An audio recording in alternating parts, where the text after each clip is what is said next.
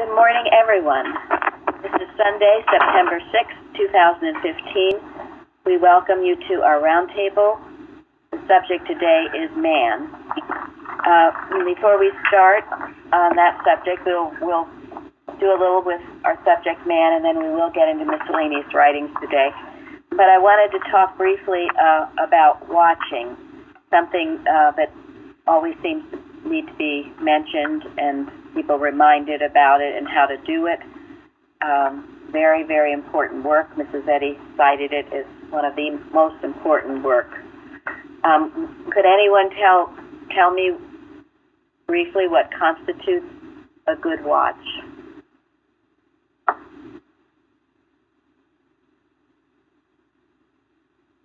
Uh-oh.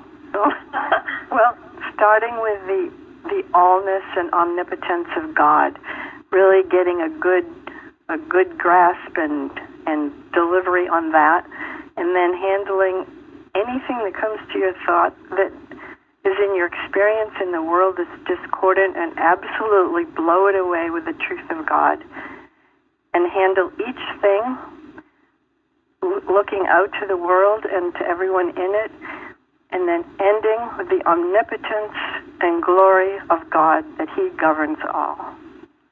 Very good. Thank you, Dale. Remember that. You start with the allness of God, you get into any specific error, you handle it specifically. You know, yesterday in our Bible class, it was interesting how Jesus handled specifically the error of the human mind of the lawyer. He handled it specifically and so well, and the lawyer didn't even know what hit him. So we handle it specifically with truth that you know will handle it specifically, and then you come back around full force with a crescendo of the allness of God. When your watch is over, you should get a sense of peace and the sense that God is all, and this, whatever it is you're working on, is a false belief, a mesmeric suggestion that you will not allow in your consciousness. And you will know that you've handled it, the error that is, when it no longer has any reality to you.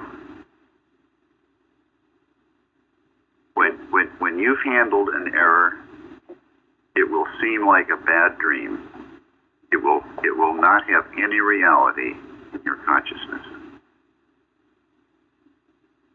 Now, that doesn't mean at times it might come back, and it's not necessarily the same belief, but then again, you hit it again, and you keep at it. We just keep at it. It's the drop of water on the great rock, which eventually causes the great rock to crumble. Thank you, those who have signed up for individual watches. Again, very important. Anyone else on watching? I think it's usually 10 affirmations. Yes. 10 affirmations to what? Denial. One denial. Yes. And when I first started out, I'm telling you, I was 10 denials and 1 affirmation. And I remember we used to have to get up in class and read our watches. And mine was blown away for that. I had no idea it was so negative. So make sure that you don't end up feeling that the error you're working on is all powerful. Then you've really done a very, very bad watch. Might as well not have done anything. It's consistent with what Mrs. Eddy says in her article from Miscellany, watching versus watching out. To watch against a negative watch, she said alias, in other words, is no watch at all. Thank you. That's an excellent article to study. Watches, prayers, and arguments is one you all should have if you're going to be watching. This, too, I want you to keep and be familiar with. We've had it in watches, and some of you are familiar with it. It's on page 220 of Miscellany, and it's Mrs. Eddy saying, each day I pray for the pacification of all national difficulties, for the brotherhood of man, for the end of idolatry and infidelity, and for the growth and establishment of Christian religion, Christ's Christianity. I also have faith that my prayer availeth, and that he who is overturning will overturn, until he whose right it is shall reign. Each day I pray, God bless my enemies, make them thy friends, give them to know the joy and the peace of love. That is one beautiful prayer. Something to consider. There are certain things we need to handle every day. She lists them here. You know, last night we took up, and we must. We should be handling this every day, what we handled last night. Christ's Christianity, the brotherhood of man, and the growth and establishment of Christian religion. That should be a daily prayer for all of us. What are some other things we should handle daily? In this era about poverty and hunger, I mean, everywhere you pictures and all this is just not right. Thank you. Racism. Yes. Violence. Violence, yes. All of these things that come to mind. One certain one to handle every day is the weather. We don't take it for granted. It must be handled every day. Mrs. Eddy had workers in her home handling it every day. And it doesn't matter if in your community you're having lovely weather. There are people in the Midwest or the West or the East or wherever that perhaps are not. And we've been pretty well taught that there are mortal minds who work on this adverse weather. I know Storm Sandy was so abnormal. It was wicked. It wasn't just some little hurricane. Handle it every day, knowing God's control over the weather, the elements. Mrs. Eddy says it's easier to do that than sin, disease, and death, because there's no mortal mind necessarily associated with it. Anyone else on what we handle daily? That God will raise up someone who will lead this country with principle. Thank you. Our government? Well, I think governments everywhere, all over the world. Absolutely. Well, sickness, disease, and death. Yes. A lot to handle here. Well, materia medica, that it's growing and taking over. One we are to handle daily. Also, to pray for prison reform and for those who are in prison. Thank you. One of our more recent Love is the Liberator, we have some articles on how much Mrs. Eddy worked on prison reform and praying for those. And she says that that love glides into the prison cell. It reaches everyone, everywhere. We also need to handle Romanism, communism, or any tyranny. We need to handle, for our church, the encroach of human organization, as in the BOD. Now, it might sound like a lot to be handling, but it only takes one right thought to destroy and repel the wrong thought. And with God, one is a majority. Anyone else? Yeah, I was thinking in science and health, really the antidote to this material medica, raging, that it is like everyone is receptive to this book, but it has the answer to all our human problems. Thank you. Thank you. Go ahead. What about attraction? What I mean by that, knowing that the only attraction is the attraction of the spirit, so that God will attract people to our church, not just online, but to Plainfield. Thank you, Benjamin. Absolutely. It's very important. The readings coming up on Wednesday are going to be very good, and it's handling the idea that our youth could have false idols. And our Tuesday night watch, I've decided we are going to be handling that, this false attraction, that anyone could be attracted to drugs and liquor and immorality and pop culture, all of that. We are to obliterate. There is the one attraction of spirit, what everyone yearns and wants. But we've got to do this work. Thank you. You have to also handle manipulation and reversal. Thank you. Yeah, and at the end of the watch, we know the watch cannot be reversed. It goes forth with power to accomplish whereunto it is sent. The watches must have the clout and vigor in them. Bob from Colorado sent me this, and it's from the Blue Book, page 49 or 50, where Mrs. Eddy says, God demands a more Christian, zealous, and persistent effort to resist evil and overcome, or our cause will again be covered by the rubbish of centuries. God has said, do my prophets no harm, and inasmuch as you bless them, I will bless you. But the strange infatuation to forget and not watch causes the worst of results and leaves the students at the beck of sin. Oh, may the divine love keep you from sleeping and bless you forever.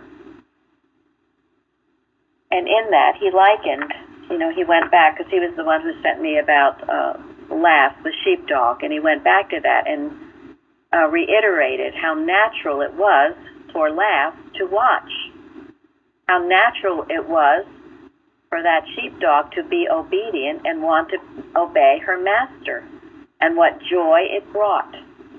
So when you don't feel like watching, or when you don't feel like obeying God, remember that you're being handled. You're taking up suggestions from animal magnetism, and you need to clear it out and get back where you know it's natural and right to obey God and to do the watches. And as you do that, you become an example for others, and certainly for those in your home, and a great blessing to those in your home, because they will feel the power of your work and the power of these watches. And you cannot watch for the world and not be blessed yourself. There's one other thing. We work every day to know all our members are protected in God's love. The standard bearers are that this church is, yes, do mine anointed no harm. We are in the secret place of the Most High, all of us. Anybody else on watching? Okay. The lesson, the golden text, Malachi. Have we not all one Father? Hath not one God created us? So comments on what does that really mean? And what is the real crux of this lesson?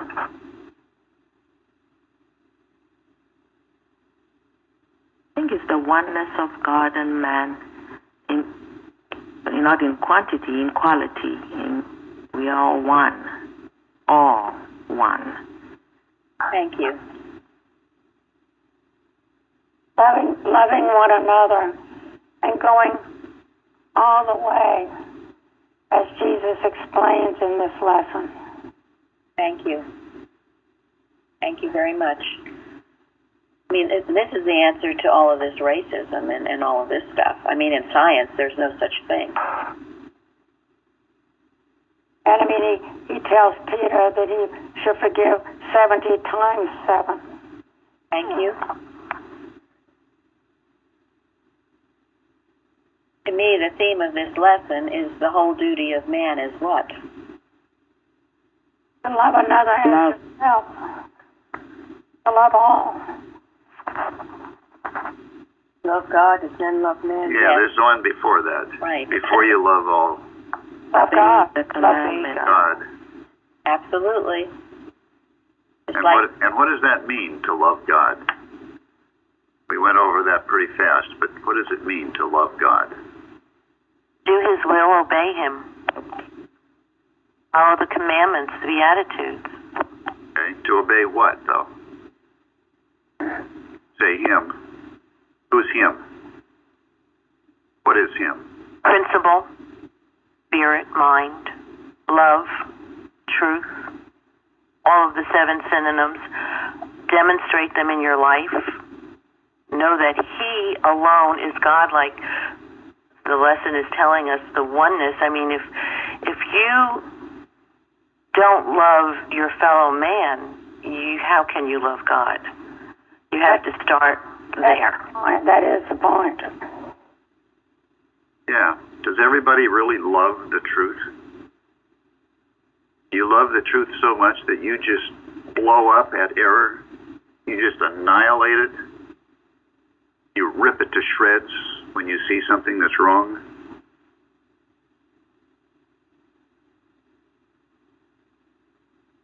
ask yourself, go over, what is the truth? What is the truth to you? That's why we study science and health in the Bible, so we understand the truth. God's Word is the truth. Do you love it or do you resist it?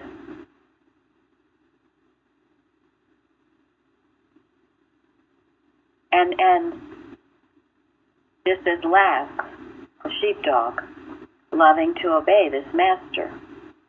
Slightest command, it was right there. Loving to watch. She didn't have to think about it. No, it's just what she is, and it is what you are. When the still small voice speaks to you, do you have to think about it? Do I obey it or not? It gets where it should be instinctive, obeying. And if we all have one Father, we're all brothers and sisters. All of us.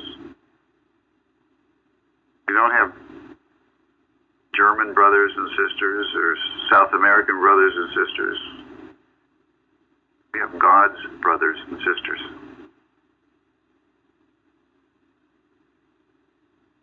And there should never be anything in our heart concerning that, race or color or any of that. We are all equal and one in God.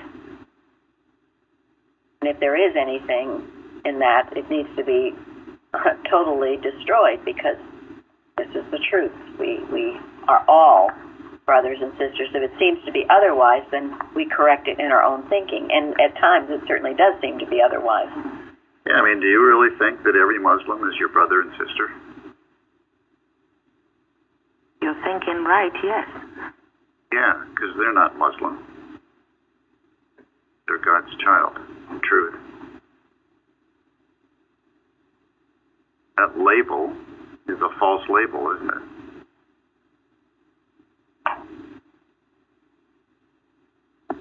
And at night, before you go to bed, make sure you're not holding any resentment toward anyone.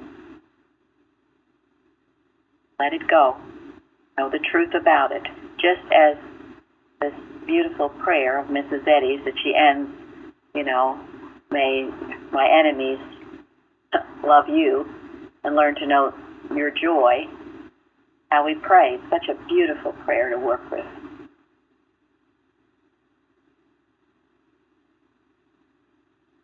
So in this lesson, there were examples of the whole duty of man.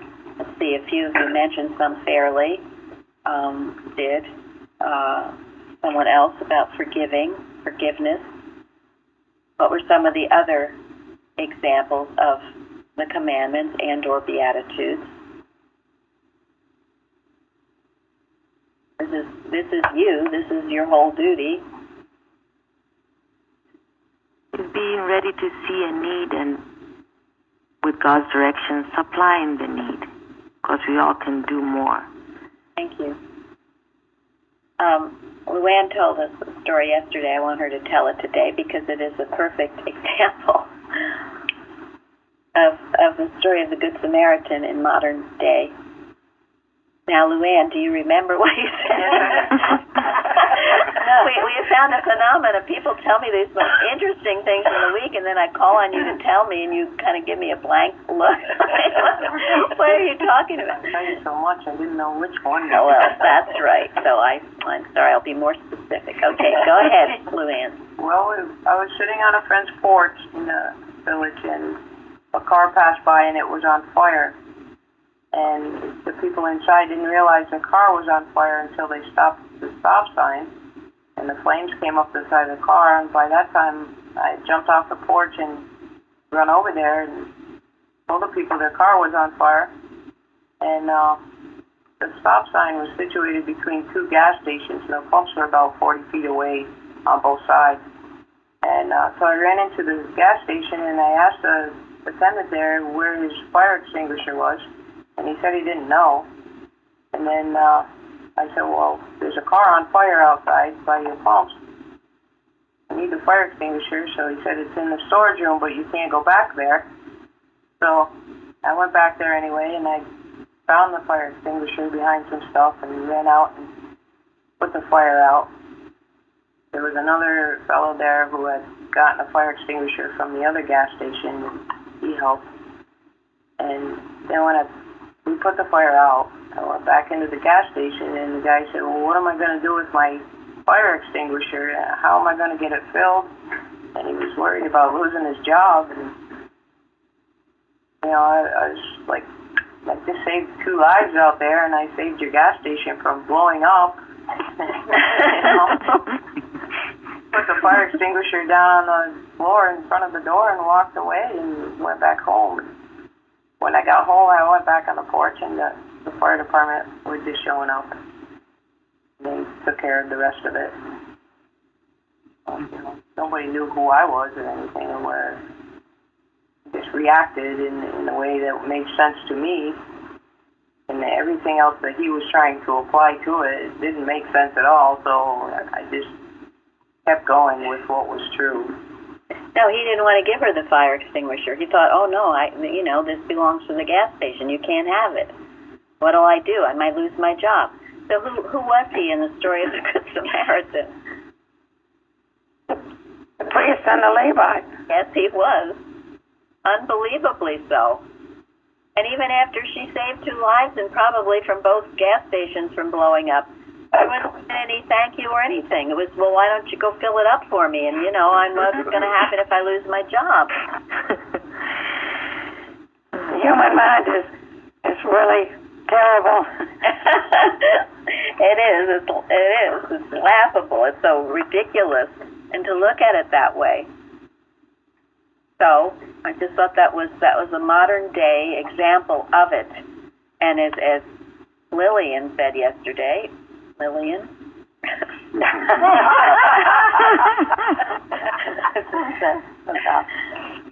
The Levite and the priest were worried about what if they did help the Samaritan, and the Samaritan, what would happen to them? What would happen to them if they did help this person that was in trouble? And the Samaritan said, what would happen if I didn't help this person? Thank you.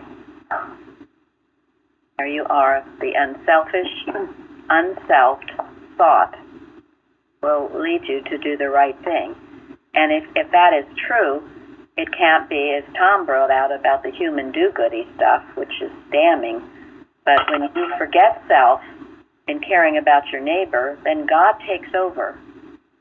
And something very wonderful will happen. You know, there was a story a while ago of a father. He was caught under a tractor or something, and his 2 little children lifted the tractor. I mean, there was no way they could have actually done that, except it was they were not going to let their father be harmed, and it was just the Spirit of God taking over and enabling them to exhibit that strength to do it. And they did, and they saved their father. And it was in the papers a few years ago, but it was a wonderful example of that. You get out of the way and let God take over in your love for your brother. I thought what Florence wrote about the citation in Galatians was very helpful, was very good, about bearing one another's burdens, and every man shall bear his own burden. Florence, do you remember what you said about that? Because I thought it was very, very, very good. I think at a glance it seemed like a contrast, you know. It says bear another's burden, and then somewhere down, I think verse 6, it says bear your own burden or something like that. I'm not quoting it exactly. But thinking about that is like, you know, you have to do your work in order to be able to bless someone. You know, that's bearing another's burden. But then you have to bear your own too, which is preparing yourself for the work. I thought that was very good. We are all responsible for our own actions. We are responsible for ourselves. But part of our job is to look out for one another. Help out when someone needs help. Oh, and I think it's also like Christ Jesus and Mary Baker Eddy. I think it's their mission where both individual and collective. They didn't, you know, they do the work for just themselves. Clear example of how we should be working. Yeah, we are all part of the community of mankind, aren't we? Nobody's a loner. Nobody is everything. We all have our part to do. I know for me, without Christian Science, it seemed like a burden to maintain compassion for other people. So, grateful for being here because it seems so much easier now. It doesn't seem like a burden to be compassionate. Thank you. Remember, you are the image of love. You express the compassion of Christ. That's who you are. But you have to declare it for yourself. Many people naturally are. I mean, Bella is everywhere helping people. Many people just are naturally that way. Some people have to work at it a little bit. And Mrs. Eddy says, a test for you, I remember being so stricken by this years ago, is if you can love other children, if you have children, as you love your own. If your love is exclusive for your own children, you are in the human. And as that's where parental competition comes in. There's a lot of that. Competition? Well, competition, I mean parents with their children, right? Wanting theirs to be better than the other one at sports or whatever. Yes. There's a lot of that. There is. Right, and they wonder why their children grow up to be brats and unhappy. And self-centered. But we must love. Or the lawyer wanting to know exactly who his neighbor was. Right, and hoping it was just his own family and next-door neighbor. Counting on that to be the answer. Thank you, Betty. And as you grow in science, you will feel a love for all mankind. Something changes in you. I came from a very clannish family. It was not good. It led to a lot of unhappiness for me because it was self-centered and selfish. And how can you be happy? And yet it was all I knew, and it was the best I knew, so I clung on to it until I learned better. We should love all of us here, and I think we all do have a deep affection for each other as brothers and sisters in Christ. These are our true brothers and sisters. To me, this goes back to the theme of we all have one Father, because we live in this world of sin, and so we all fall short at one point in time. And when we see the next person falling short, we need to be there as their brother or sister to help out. Thank you. Right. And remember, when we see something in someone else, It's because it is in us. Yes. And that's what I think that's what Eddy is saying in Citation 4 in Science and Health.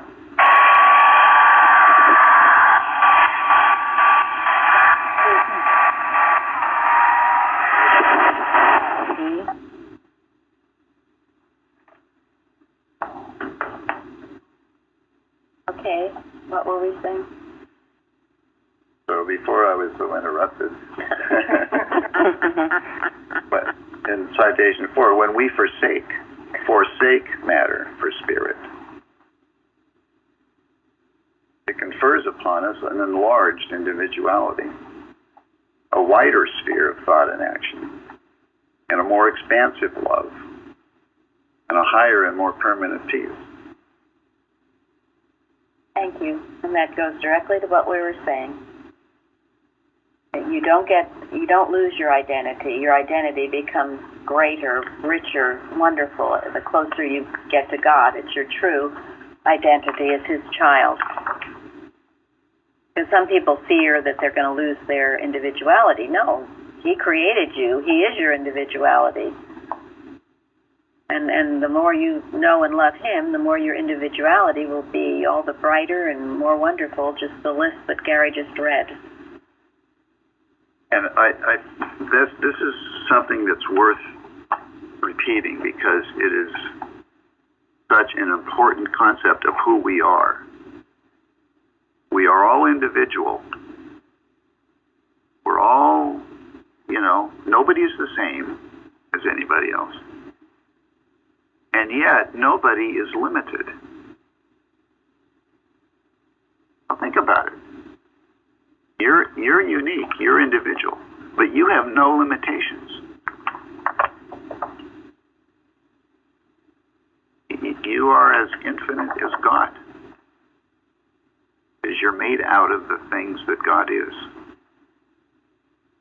And you are the expression of God's being. You're not God, but when you get yourself out of the way, God expresses Himself through you. And that is a wondrous thought. Hold to that. Remember, correct identification. There's one other story in this week's lesson that goes along with the whole duty of man, and that is childlike. Thank you. Childlike. Don't lose that. Your wonder, your joy, your trust, your innocency, your ability to forgive and forget, your willingness to change, all that's childlike, not childish, but childlike. All right, we better get to miscellaneous writings, page 34, starting with line 28. Who would like to volunteer to read that whole passage?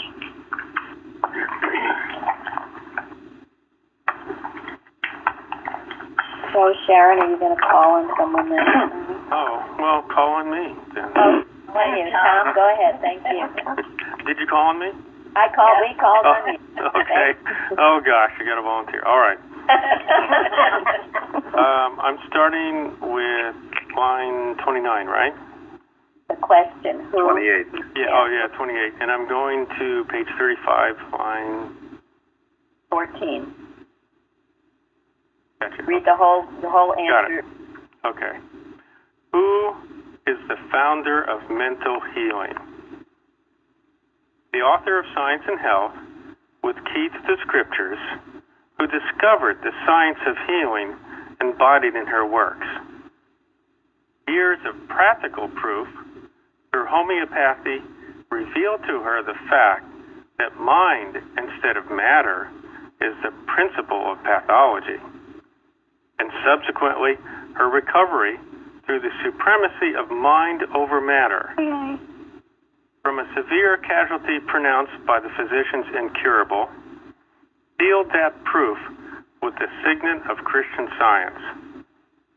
In 1883, 1 million of people acknowledge and attest the blessings of this mental system of treating disease. Perhaps the following words of her husband, the late Dr. Asa G. Eddy, afford the most concise yet complete summary of the matter. Mrs. Eddy's works are the outgrowths of her life. I never knew so unselfish an individual. Thank you. Any comments?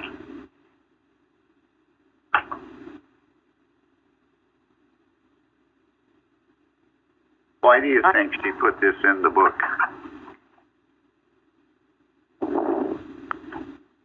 I mean, I thought maybe it was put in there because there's such a resistance to her being the discoverer that it's really part of the science. Thank you. Yes, it is. yeah, I mean, this is not personal, is it? Somebody could accuse her of being kind of personal, right?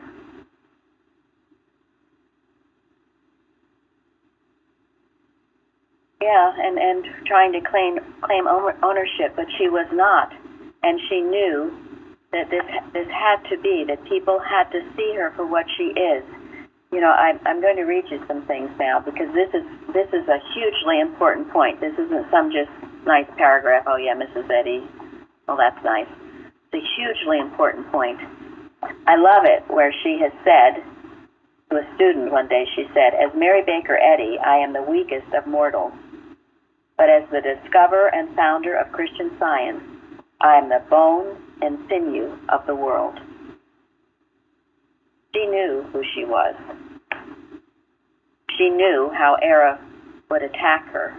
We can never, I mean, we can read about it and think, oh my goodness, but even after reading about it, we really don't know unless we stood in her shoes what error did to try to break her, and it never could. And then, this is in Collectania, page 53. She says to Edward Kimball, "For the world to understand me in my true light and life would do more for our cause than aught else could. This I learned from the fact that the enemy tries harder to hide these two things from the world than to win any other point. Also, Jesus' life and character in their first appearing were treated in like manner. And I regret to see that loyal students are not more awake to this great demand in their measures to meet the enemy's tactics." Think about it. I mean, even I've been told, I haven't, Wikipedia, the description of Mrs. Eddy is not a favorable one. Yes, it's not at all. Thank you. I kind of like to put this into different terms. See, when you look at it in a certain way, lots of people have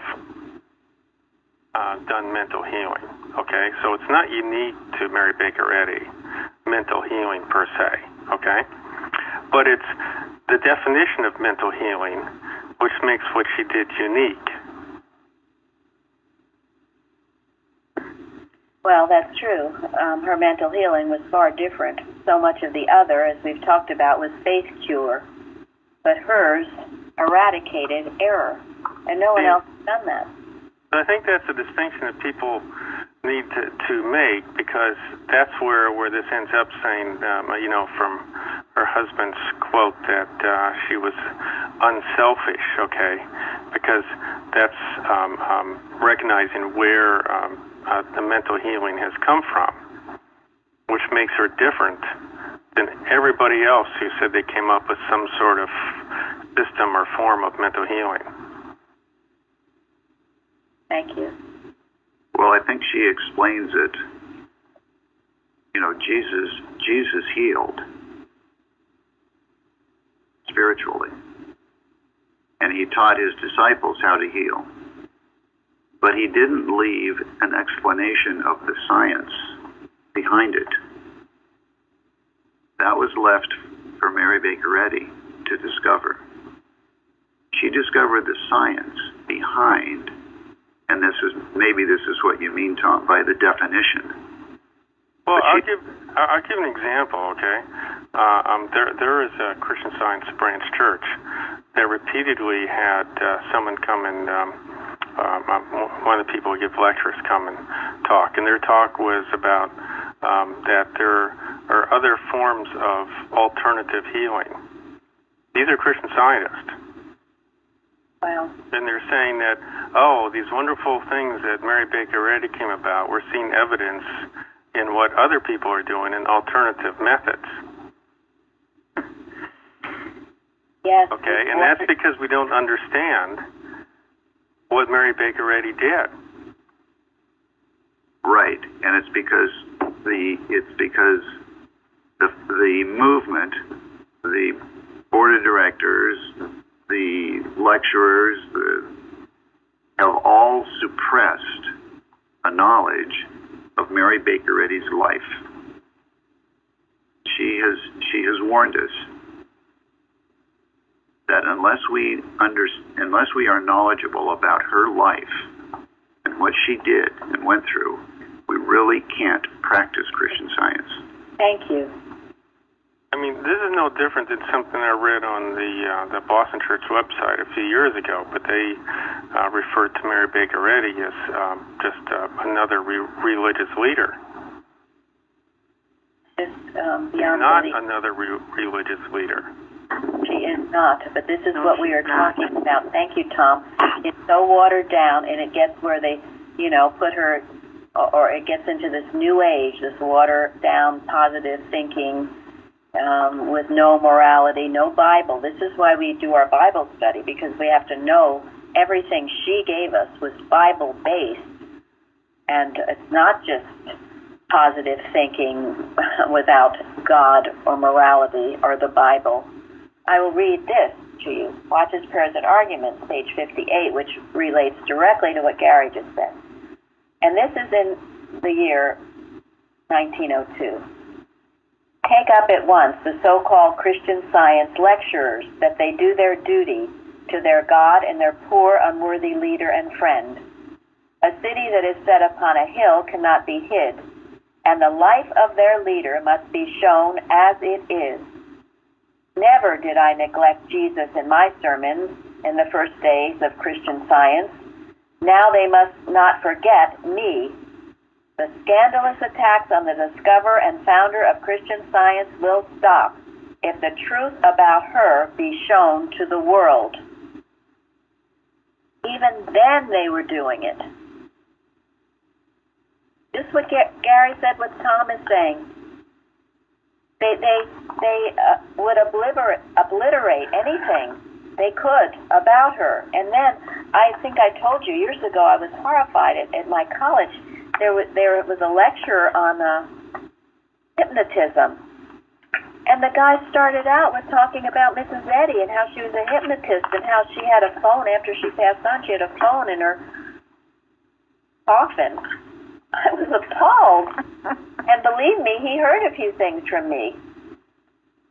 But, I mean, that's just one example. You multiply that.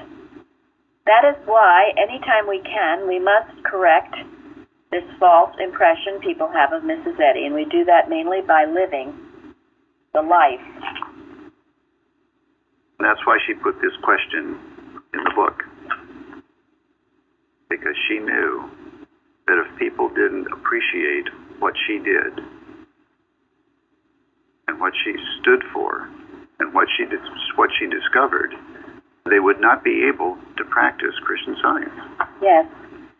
And this is why we emphasize so much the Carpenter books, which explain her life, and why that Discerning the Rights of Man, you all should be familiar with it. It's been on our website. It is on our website. It's been on the carousel off and on. But it tells of the story of how animal magnetism, and it always is that era, tried everything it could to keep those books from being in the hands of you and I.